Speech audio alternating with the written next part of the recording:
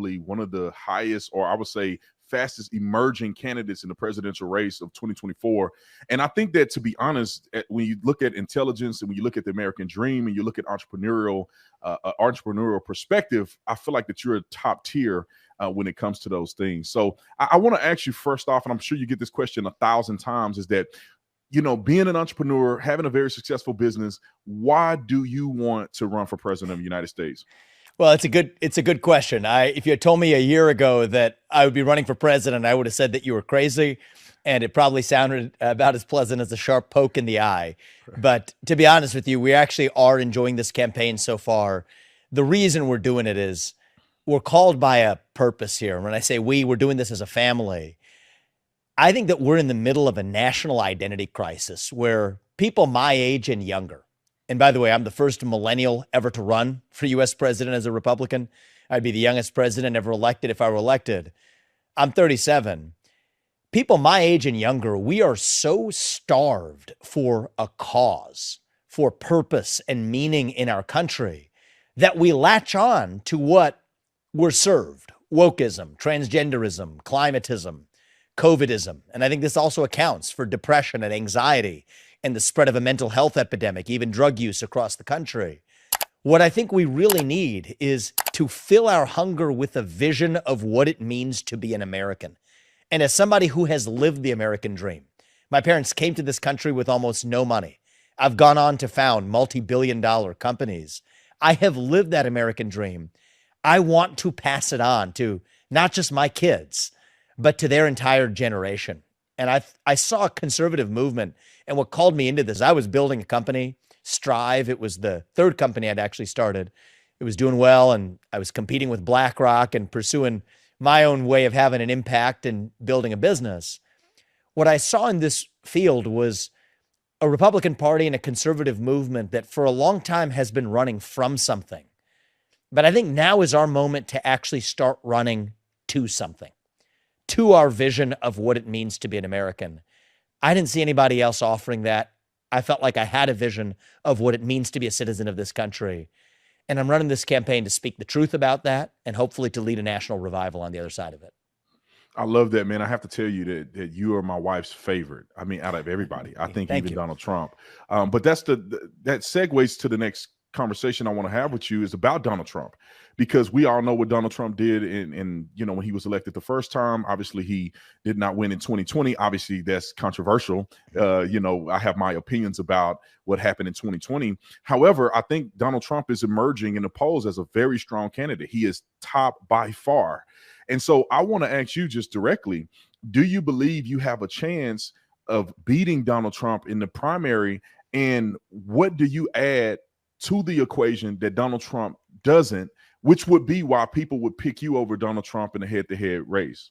Yeah, it's a very fair question. So my honest gut instinct is that I will win the primary and then I will win the general election in a landslide on a scale that Ronald Reagan delivered in 1980 and that we have not seen since then. And I think that will unite the country and give me a moral mandate to achieve what are some unsparing policy objectives, which I can share with you. I'm about where Trump was in June or July of 2015 and on the rise as an outsider. I'm polling at third in this Republican primary field. So I think we are more than well positioned to win this election. I don't want to see him eliminated from competition, as the federal government now tries to do every day with a new indictment, another day, another indictment. That's not the way I want to see this go. I want to do it by persuading the voters of this country that I am best positioned to take the America First agenda even further than Donald Trump did. I think I will go further. I've talked about using the military to secure the southern border, not just build the wall. I'm not just going to put Betsy DeVos on top of the Department of Education and expect reform. I will shut it down. That's how you actually reform the administrative state, is you actually shut the whole thing down because it's unconstitutional. But the most important part of this, actually, of why I'm in this race, Donald Trump is an excellent America First candidate. He's done outstanding things for the country.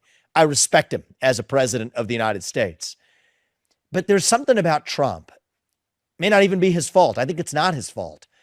But he has an effect on about 1/3 of this country that makes them literally psychiatrically ill when he's in office and he speaks. I can't explain it to you, but it's just a fact. It's a fact about our nation. And I care about our country. I do not want to see us march towards a national divorce. And the funny thing is, Brandon, I can't explain this to you. In many of the cases, I'm saying the same things as Trump from a policy perspective, adopting the same policies. In some instances, going even further unapologetically, taking on issues that even Trump was, I would say, a little bit delicate in taking on. I'm not delicate. I'm going further. And yet, for whatever reason, I'm bringing more of the country along with me as I do it. Young people in our campaign, 40% of the donors to us, I have 65,000 plus donors already. 40% are first time ever donors to a Republican candidate or the Republican Party in any way. We're exciting young people. We're bringing them along. We're making them proud to be American.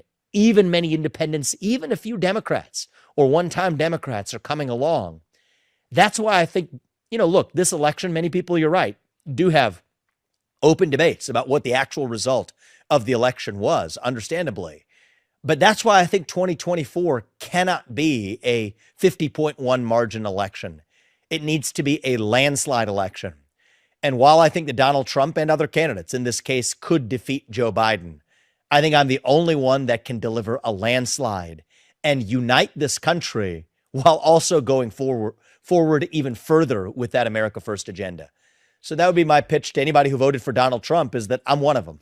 And I think that that's exactly why I'm in this race.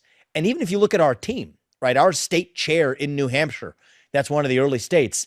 He was one of the early adopters on the Trump train. He was Trump's chair in New Hampshire back in the 2016 race, long before that was a popular campaign to be a part of. And so we're bringing those people along, but that's exactly how we're going to win, is by doing it the America First way. And I have a couple more things I want to touch base with you, and I'm glad I have you to talk about these things. And I'm glad that I can tell that you are honest in your approach, because some people want to be politicians, right? They're going to tell me what I want to hear. They're going to tell the people what they want to hear. But I believe that I'm hearing genuineness, because some people that are running in kind of in your lane, which means that you are not running opposed to Trump, meaning saying that Trump is a bad devil that never should have been president. He sucks. He ruined our country, and I'm going to make the wrong right. Similar to how DeSantis is running, kind of opposed to Trump. I see you as saying, look, I can do better than, or I am a good alternative to what you see as. I want to build on his foundation. He laid a great foundation for this country. He deserves, and his legacy deserves to be celebrated. But in many ways, the other thing, we're all human beings, right? I won't be the same person I am 8 years from now that I am today. Just as Trump today isn't the same person he was 8 years ago, because we're human, right? He struck the swamp struck back. I've got fresh legs. I'm an outsider. I can go further. And at least so far, there is no Vivek Ramaswamy derangement syndrome for 30% of this country. And I want to take advantage of that, because all of us, including Trump, we're in this for the country. And so the question is, how do we take that agenda to the next level? That's truly the way I look at this, and it's the way we're running this campaign.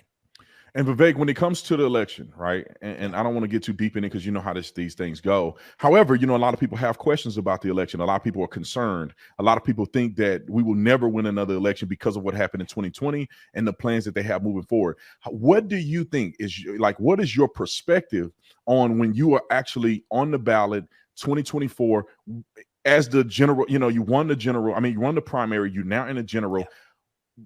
What do you think we will get a fair shake? Do you think that you will get a fair shake? And I guess the bigger question is this: why would you get a better shake, or why do you think that they wouldn't do the same that they've done to Trump?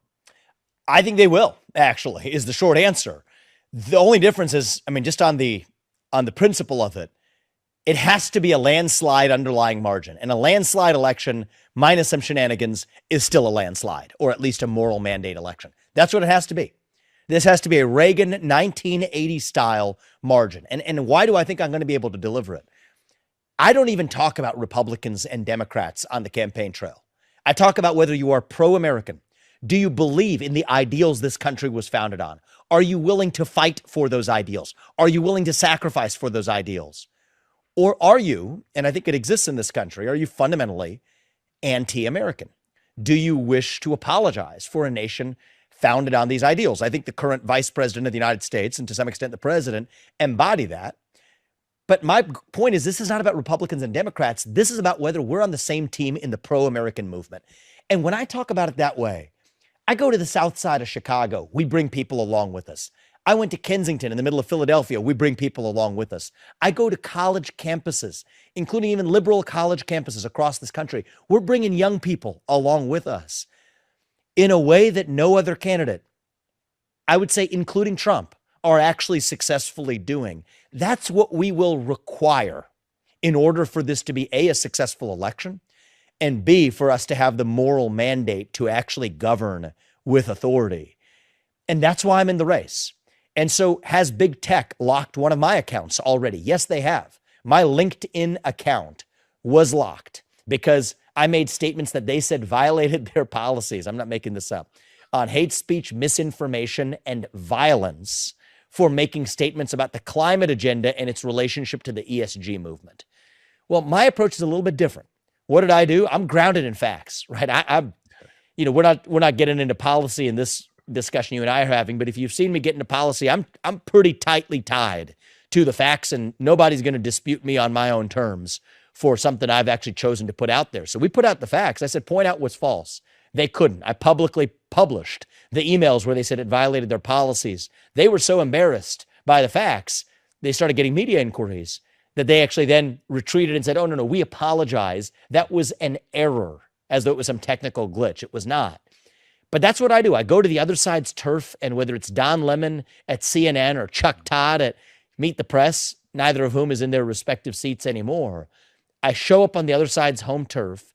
We win on the merits, and we will be grounded on principles and moral authority. And I think we go further when we're grounded unapologetically on principle rather than just driven by vengeance and grievance. And there are good reasons to be aggrieved. But if we're going to move forward as a country, we got to do it based on principle. And I come back to that point. I will take our agenda, the America First agenda, even further than Trump did. I will take on issues, sacred cows that he was told not to touch, like affirmative action, or other issues where I'm going far further than he did. But I genuinely believe we will unite the country, at least most of the country. I think that's the best we can ask. 80% of this country, we will unite in the process. And that will make sure that even a landslide minus some aberrations will still be a decisive electoral margin. Vivek, do you think that, and this is a question that, outside of politics, because just because you're running for office don't mean that you are not observing the things that we all are observing. Do you think that Ron DeSantis is a bought and paid for politician? Meaning that there's a lot of things that he say and a lot of things that he does that makes him an incredible governor in Florida, at least from the regular person's point of view. There may be some nuances in between that we may not know about, but do you think that he is a formidable candidate? Because right now, I think it's only you three, right? Mm-hmm. I'm just going to be honest. Nobody else have a chance. I mean, most of them are wet napkins. They don't have any gravitas. So out of, we've already talked about Trump a little bit, but I want to talk a little bit about DeSantis. I mean, do you think that he's a formidable opponent, or do you think he is probably or somewhat been bought and paid for as a candidate for people to oppose Trump? I think pretty soon it's going to be down to me and Trump in this election. I think that's going to be the relevant choice that we face.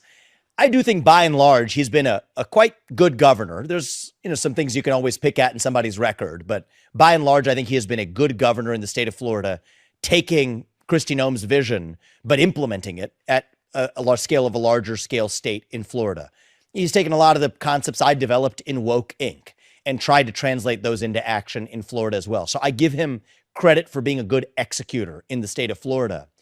But when it comes to the country, you have to be able to set a vision that is independent, that is unapologetic about what we're running to as a nation. And it's not his fault. So this isn't a specific comment to DeSantis. I think it applies to any career professional politician. The mother's milk is the donor class. There's no doubt about it, right? The super PAC complex. Personally, I think super PACs are destructive for the American electoral process, and I think Republicans should embrace that message. Trump came in as an outsider in 2015, and I'm coming as the outsider now. I think our party will and should be the party that regularly puts the outsider in the White House. Somebody who's a product of that donor industrial complex is not going to be able to have the actual spine to cut the cord from China if that's what's going to be required, and I think it is, to actually shut down the administrative state, which I think is actually going to be required. And so I think that that's something that if you're dependent on the donor class, and I don't want to go into specific examples on DeSantis. I mean, we could if you want, but I think it applies to most professional career politicians. They're beholden to the people who fund them. And to me, I've lost many large donors because of the things I've said. And you know what it cost me? It's cost me already over $15 million of my hard-earned money that I've already had to put into this campaign. But such is the price of independence. Such is the price of actual freedom to say what you want. That was Trump in 2015. That's me this time around. And I expect before very long, it will be down to me and Donald Trump in this race. And the question will be, who can take our America First agenda even further? And I say that as somebody who deeply respects what Donald Trump did for this country. And I think we need to celebrate those accomplishments while we then build on them and take it to the next level. I love that. And I love the fact that you're not delusional in this, because some people get delusional. They're like, they want to oppose Donald Trump as a juggernaut. And I think you have to give credit where credit is due and critique where critique is necessary. Two things that I want to ask you, because age and religion are two things that I think maybe give pause to some people, right? You're 37 years old, probably you're almost 38. We're young. I'm 36. Yeah. We're young. A person would say, what experience does a 30-something-year-old man have if you're going to be running, the entire country and dealing with foreign relations? And then also, that's the first question. Yep. How do you overcome that perspective of age? And then the second question is religion, because most of I would say Trump supporters are conservative Christians. Yep. How do you, being Hindu, affect or have no effect on the Judeo-Christian perspective from the conservative side? So the age and the religion are two questions I want to ask you about. Which one do you want me to go first on? Let's go with religion first, and then we'll do age. Yeah. And I think that's in many ways the more fundamental one, which I think is a legitimate question for people who don't know me to ask. And so what do I say? I'll speak the truth. I think that this country was indeed founded on Judeo-Christian principles, and we should not apologize for that fact. I'm actually vocal about it. I'm a big believer in history. I've studied our nation's history. I've studied the Bible. I went to Christian school for high school. This nation is absolutely founded on Judeo-Christian values. I share those values deeply in common. I am a Hindu. I was raised in a Hindu household. We raised our two sons in the same faith-based tradition. But it's the same values that ground us. The belief that God put us here for a purpose, that there is a one true God, that we're united, we're equal. Brandon, not because some guy wrote it in a secular document. We're equal, as we say in the Christian tradition, because we're made in the image of God. The tradition I was raised in, we say we're equal because God resides in each of us. I believe it. The thing that gives me my freedom, even in a presidential campaign, in moments of stress, what do I remind myself of? It's not being done by us. It is being done through us. We were put here for a reason, for a higher purpose, that we have to make that sacrifice for that higher purpose. To me, that's one of the most powerful threads through the entire Bible. You have God asked Abraham to sacrifice his son Isaac. He didn't make him follow through with that sacrifice. But then in the New Testament, God actually sacrificed his son for the people who needed that sacrifice in order to believe in God. That's exactly the tradition of sacrifice and duty. Hinduism is founded on that same tradition of following your duty. And I think America is founded on the concept of being a constitutional republic, not just a democracy, where citizens have duties to their country too, something we've forgotten. And so I live my life according to a standard. We brought our two sons into this world. The standard I want you to hold me to as your next president, if you all put me there, is that I want to be able to look my two sons in the eye just like everybody else hopefully can look their kids in the eye and say, I want you to grow up and be like him. Whoever that is in the White House, that's the standard I want you to hold me to. And you know what? I think that when it comes to advancing the interests of those who are Christians, those who are Jews, those who are Hindus, those who are people of faith in this country, religious liberty is under assault in our country. I am an unapologetic defender of religious liberty. I am unapologetically pro-life in this country. In some ways, though, because I'm young, and this ties to the age question, but also because, frankly, I wasn't raised in a Christian household, I can defend those values without somebody calling me a Christian nationalist. And I think that actually gives me more liberty and latitude to do it. And speaking of the age question, that also is what allows me to reach the next generation. You know, my wife and I, we're making family and faith and patriotism and hard work. We're making those concepts cool again. I don't know if you saw some of that video footage from that party that we had after the Turning Point event that I spoke at over the weekend. I mean, it was moving to me to see thousands of young Americans. I mean, they were mobbing us. It feels like we're at a concert. I'm a rock star, but I'm not talking about it because of sex, drugs, and alcohol. I'm talking about faith, family, and what it means to be a citizen of this country. Those are cool concepts, right? That's what we have to pass on to the next generation, because those are inherently concepts that young people are starved for and hungry for. And as a young person, I think I am best positioned of anybody in this race in either party to make young Americans proud to be citizens of this country again. I am 37. It's a fair question to ask. Yes, what have I accomplished? Well, I hope my best accomplishments and my best contributions to this country are still ahead of me. But I haven't been sitting around for the last couple of decades either. I've built multi-billion-dollar businesses, employed thousands of people, developed medicines, 5 of which are FDA-approved products today. In the last couple of years, I've written 3 books. They're my own books, not somebody else's. One of them was one of the top New York Times bestsellers of the last several years, exposing the woke industrial complex in America. I did it all while following my faith, getting married to my lovely wife, Apoorva. She's lived her American dream. She's a successful throat surgeon at Ohio State. You wouldn't know it if you saw her on the campaign trail with our 2 sons. That's the American dream to me. It's not just about green pieces of paper. It's about living our conviction and our purpose as citizens. And I think that helps set an example of what's possible. Do I have all the experiences that Trump has had in being the US president? No, of course I don't have those experiences. But I do have fresh legs. I have energy. I'm not yet jaded and cynical. I truly believe and hope that just as my best days, I hope, are ahead of me as an individual, I truly believe that our best days as a country are still ahead of us too. And I think it might take a young person to see it that way, that we're not a nation in decline. I'm not an individual in decline. I think our nation is still in our ascent, in the early stages of our ascent, on our way to a mountaintop that's still yet ahead of us. Maybe I'm at base camp in my journey as an American. I hope that we're just as base camp in our journey as Americans, as a nation.